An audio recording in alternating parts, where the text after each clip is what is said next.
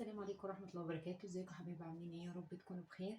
انا وعدتكم بقى ان انا طول فترة المدرسة هنعمل شوية حاجات معاكم كده. والنهاردة جاية بقى اقول لكم ان انا هعمل العيش السياحي واعرفكم الطريقة ازاي. تعالوا معايا. اولا كده نصلي على سيدنا محمد. معايا هنا 2 كيلو من الدقيق، هنزل عليهم بمعلقة كبيرة من الملح، معلقة كبيرة من السكر، اقلبهم كده.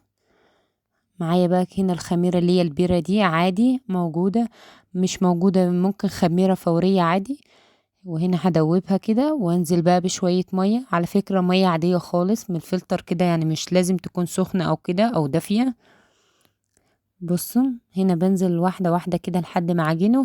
يعني عجينة العيش السياحي مش عايزة اللي هي تبقى يعني جامدة لابسة يعني، او طرية خالص، لا بتبقى في الوسط حلو. بصوا هو مش بيحتاج اي حاجة غير سكر، معلقة سكر، معلقة ملح، الخميرة، وبيتعجن بمية عادي خالص. بصوا هنا هعجنه، هلم كل الدقيق لحد ما يختفي معايا الدقيق خالص. وفي نفس الوقت انا مش عايزاه ان هو يبقى طري. بصوا هنا هجيب قيمة معلقة زيت بس. هنا هشربها معلقة الزيت كده. بصوا هنا انا مش بلت العجينة، عودي نفسك ما تلتيش، كل ما تلتها هتبقى جامدة معاكي، لا. بصوا انا بشربه بس معلقة الزيت وخلاص كده. يعني خلاص هشربه معلقة الزيت وبعدين اغطيه بقى لحد ما يخمر معايا. بصوا هنا هلمه بقى، هلمه واغطيه لحد ما يخمر. بس كده. بصوا العجينة بتبقى عاملة كده، تحس ان هي بتلزق معاكي، بس هي دي العجينة المظبوطة. هنا بقى خلاص هغطيه اهو. بصوا هسيبه بقى لما يخمر. هنا بقى بعد ما خمر بحط بقى شوية دقيق وابدأ اقطعه كله. بصوا انا اصلا مصغراه يعني على قد السندوتشات بالظبط. بصوا هنا اما تقطعيه وتسويه. بصوا هنا انا بقطعه يعني تكون كل واحدة قد التانية عادي، علشان بصوا حاجة احسن بكتير من ان انت تشتريها. يعني انت لو اشتريتي هتكفي منين؟ وغير ان انت هتكفي تغيير معاك. انا عملت معاكم قبل كده القرص اللي هي بسمسم، قبل كده القرص الفلاحي اللي هي العادية اللي هي بسمنة وبلبن وكده. المرة دي انا بعمل معاكم العيش السياحي. تعرفين فترة المدرسة كل يوم سندوتشات، لازم سندوتشات، يعني لازم تغيير برضو مع الاولاد. حاجة مثلا تغيير معاهم، بحيث ان انت ما تفضليش بقى تعملي مثلا قرص بسمسم يزهقوا منها او كده. وهعمل برضو معاكم في فيديو تاني العيش الفينو والرقاق الطري. كل مرة هعمل لكم حاجة شكل يعني تغيير معاكم. بصوا هنا انا بقطعه كله مساوي بعضه. بصوا بحط هنا بالترتيب عشان لما يرتفع معاكي ابتدي بقى افرده معاكي بحيث يكون معاكي سهل. يبقى خد يعني حقه كده في الرفع، ويبقى سهل معاكي. يعني مش كل ما تبططيه يرجع تاني، لا، تخليه ياخد راحته في الخمر وفي الرفعان دي. يعني انا على ما اقطعهم كلك هبتدي من الاول اللي انا عاملاه اول حاجة عشان افرده كده يبقى معايا سهل وبسيط.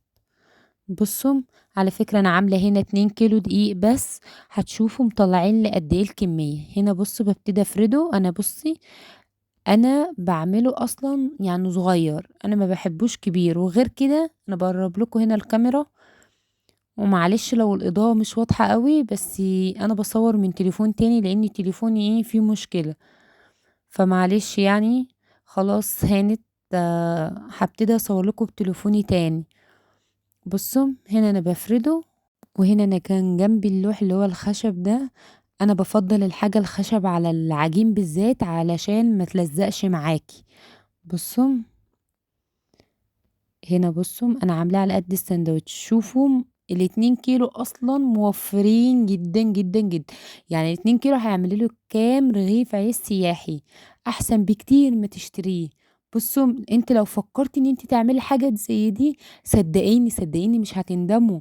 في البيت وحاجة نظيفة جدا. وانا معاه بصي في عندي مبدئي ان الحاجة اللي هي بره مش صحية. غير ان هي مش صحية، ما انتش عارفة هي يعني معمولة ازاي، الحاجة نظيفة او لا. فطبعًا إيه ومكلفة عليكِ، فأنتم دي فترة مدارس، يعني كل يوم عايزة حاجات زي دي، فليه قومي وجربي إن أنتِ تعملي عيش سياحي في البيت، والله العظيم تحفة وزيه زي اللي بينشري من المحلات بالضبط. بُصّوا من هنا، ويا ريت لو في مثلًا كيسة زي دي وتحطها على عجين ما يقشّفش معاكِ، وبالذات في الشتا. يعني أنتم عارفين إن إحنا دلوقتي يعني في شهر 10، فطبعًا الجو بدأ إن هي يبقى فيه لسعة، برد، وفي هوا، فطبعًا العجين في الهوا لمّا بيتعرّض للهوا إيه، بيقشّف معاكِ من فوق كده. لأ، لمّا تحطّي المشمّع زي دي بلاستيك، كيسة بلاستيك، مشمّع، أي حاجة نضيفة عندِك بلاستيك، ما يقشّفش معاكِ خالص، ما يعملش قشرة من فوق، يفضل بُصّي لحد ما تحطّيه ويرتفع معاكِ وهو ما عليهوش أي حاجة، وما يبانش معاكِ. ممكن الناس تقول لِك لأ عادي عادي ما يقشّف من فوق عادي، لأ، مش عادي، بيبان معاكِ بعد ما بتخبزيه بيبقى شكله مش عاطفي خالص. بُصّوا من هنا، أنا كنت خلاص كده.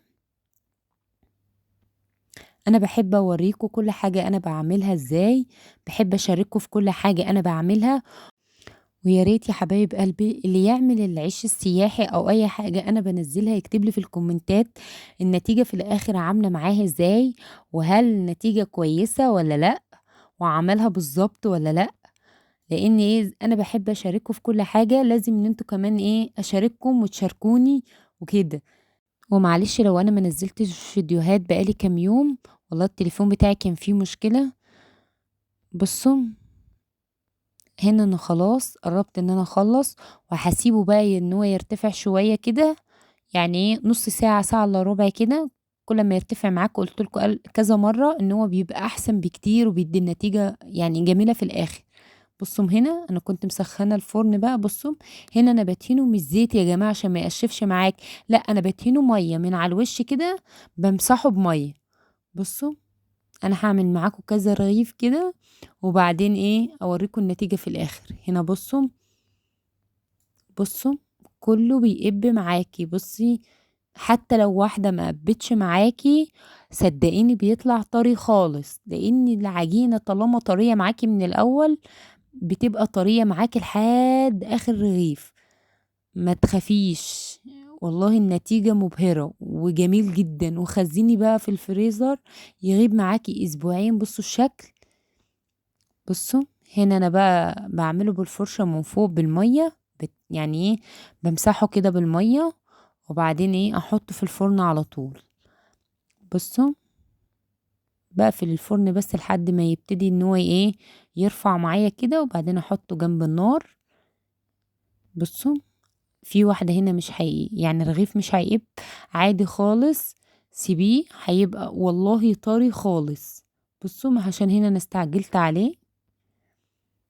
بُصّوا، وهنا ما تحمّريش وشه أوي، يعني خلّيه واخد إيه، لمعة كده بس، يعني إيه، مش عشان ما ينشفش معاكِ، هو أصلًا مش هينشف معاكِ حتى لو حمّرتيه.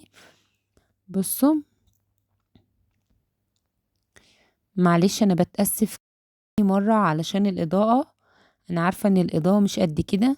على فكرة إن أنتِ ممكن عادي تحطيه كده في الفرن من غير إن أنتِ ما تحطّي على وشه مَيّة، بس المَيّة دي اللي بتميّز إن ده عيش سياحي أو لأ، أو عيش عادي، المَيّة أصلًا بتدّي له لمعة. بُصّوا، هنا أنا كنت خلّصت كل العيش. بُصّوا الشكل، كل رغيف على قد الساندوتش بالضبط. شوفي ال2 كيلو عمل لِك كام رغيف، تعالي لو حسبتِ الرغيف بس ب5 جنيه من برّه أو الاتنين ب5، شوفي هيكلّفوكوا قد إيه، وهنا لا محتاج لبن ولا أي حاجة. وهنا كنا خلصنا بقى كل العيش السياحي. بصوا قد السندوتشات بالظبط، بصوا طري خالص. بصوا فتح كده سندوتشات وعلى قد السندوتش بالظبط، يعني ايه الميزه فيه ان انا عاملاه صغير عشان كده. بصوا اهو، بصوا من تحت، بصوا شكله من قدام، بصوا اهو هش خالص.